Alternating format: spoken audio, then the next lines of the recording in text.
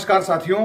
भारत और अमेरिका के बीच में डिफेंस पार्टनरशिप लगातार बढ़ रही है और हम सभी जानते हैं कि भारत और अमेरिका के बीच में प्रतिरक्षा के स्तर पर जितना मजबूत संबंध होगा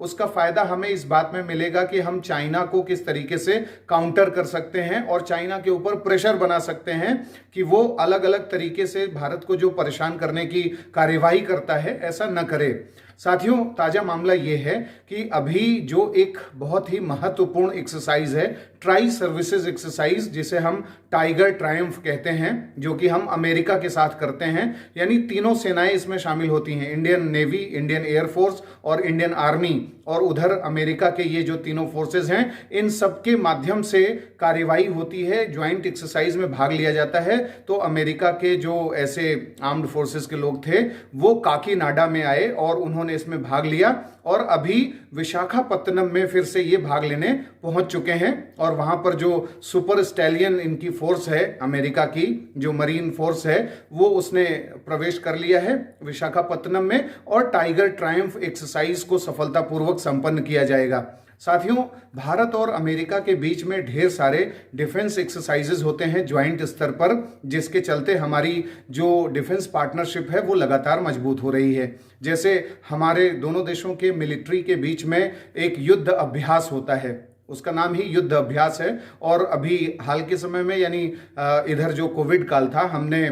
चमोली में जो औली जगह है वहां पर दोनों के बीच में युद्ध अभ्यास आयोजित किया गया था। इसके साथ ही वज्र प्रहार एक्सरसाइज है, दोनों देश मिलकर के करते हैं। तर्कस एक एक्सरसाइज है, इसके अलावा रिम्पैक एक्सरसाइज है, मिलन है, मालाबार एक्सरसाइज है, कोप इंडिया है। इन सब एक्सरसाइजेज में लगातार भारत और अमेरिका मिलकर के कार्यवाही करते हैं और काउंटर टेररिज्म कोऑपरेशन को इंश्योर करते हैं। इसके साथ साथ अगर प्रतिरक्षा के स्तर पर देखें तो 2016 में अमेरिका ने भारत को मेजर डिफेंस पार्टनर का दर्जा दिया और इसके साथ साथ जो लेमोआ, बेका, कॉमकेसा, ये तीन सबसे बड़े एग्रीमेंट हैं, इन सब के माध्यम से भी डिफेंस पार्टनरशिप को और ज्यादा मजबूती दी गई। साथियों, एक स्टेटस होता है, उसको बोलते हैं स्ट्रेटेजिक ट्रेड अथॉराइजेशन स्टेटस। तो स्ट्रेटेजिक ट्रेड अथॉराइजेशन यानी STA1 का जो दर्जा है ये भी 2017 में भारत को दिया जा चुका है अमेरिका के द्वारा। ऐसा दर्जा बहुत कम देशों को, लगभग 35-36 देशों को अमेरिका ने दिया है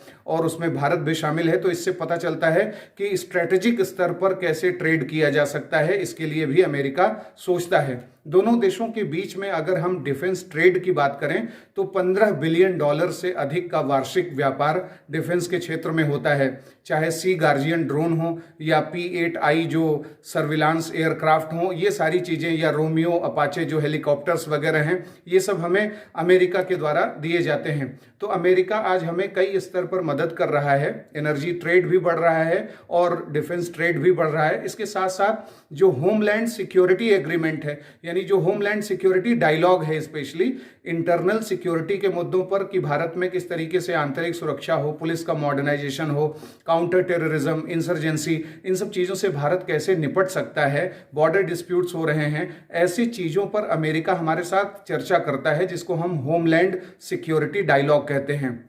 तो लगातार भारत और अमेरिका के बीच में डिफेंस के मुद्दों पर कन्वर्सेशन जारी है। साथियों, हम सभी को पता है कि 2+2 जो डायलॉग है वो एक बहुत ही कोर एरिया है, एक कोर मीटिंग है, जिसके माध्यम से आज क्वाड जैसे संगठनों के बीच में भारत अपना एक मजबूत जो है आइडेंटिटी बना चुका है। और 2+2 डायलॉग के माध्यम से हम अमेरिका के विदेश मंत्री और उसके प्रतिरक्षा मंत्री से चर्चा करते हैं और जिन मुद्दों पर चर्चा करते हैं वो भी सर्वविदित है, जग जाहिर है। सबसे पहले हम बात करते हैं इंडो पैसिफिक स्ट्रैटेजी के मुद्दे पर कि कैसे हिंद प्रशांत क्षेत्र को सुरक्षित किया जाए, कैसे फ्रीडम ऑफ नेविगेशन को इंश्योर किया जाए, कैसे सी लेन्स ऑफ कम्युनिकेशंस को सुरक्षित किया जाए, किस तरीके से चाइना का ये जो आर्टिफिशियल आइलैंड्स बनाने का या अलग अलग देशों के EEZ में जाकर के अवैध कार्यवाहियां करने का प्रयास है, इसको कैसे काउंटर किया जाएगा, इन सब बातों पर चर्चा 2+2 डायलॉग में होता है। और इसके साथ साथ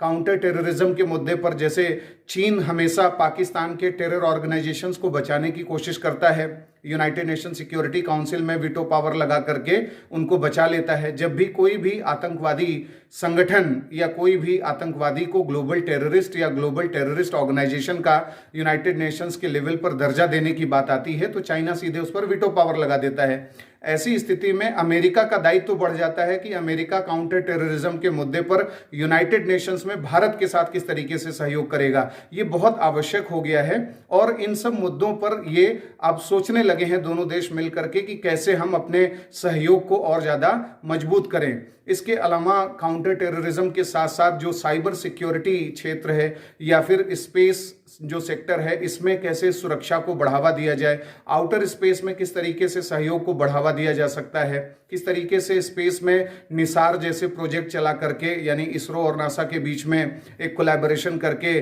स्पेस पार्टनरशिप को मजबूत किया जा सकता है। न्यूक्लियर जो पार्टनरशिप है, न्यूक्लियर ट्रेड जो भारत और अमेरिका के बीच में चलता है, इसको कैसे मजबूती दी जाए, कैसे न्यूक्लियर रिएक्टर, न्यूक्लियर फ्यूल, जो न्यूक्लियर टेक्नोलॉजी है, ये सब अमेरिका हमें दे और उसके माध्यम से हम एक न्यूक्लियर पावर स्टेटस जो है वो प्राप्त करें। ये सब चीजें ऐसी हैं जो भारत को अमेरिका का स्ट्रेटेजिक पार्टनर बनाती हैं। साथियों, 2004 में भारत और अमेरिका ने next step in strategic partnership agreement किया था और इसके पहले ही 2003 में दोनों के बीच में स्ट्रेटेजिक पार्टनरशिप एग्रीमेंट हो गया था, जहां पर यह तय हो गया था कि अब भारत और अमेरिका के बीच में न्यूक्लियर ट्रेड होगा, डिफेंस पार्टनरशिप होगी, स्पेस कोऑपरेशन होगा और हाई टेक्नोलॉजी ट्रेड की शुरुआत होगी। तो इस तरीके से आज भारत और अमेरिका के बीच में जो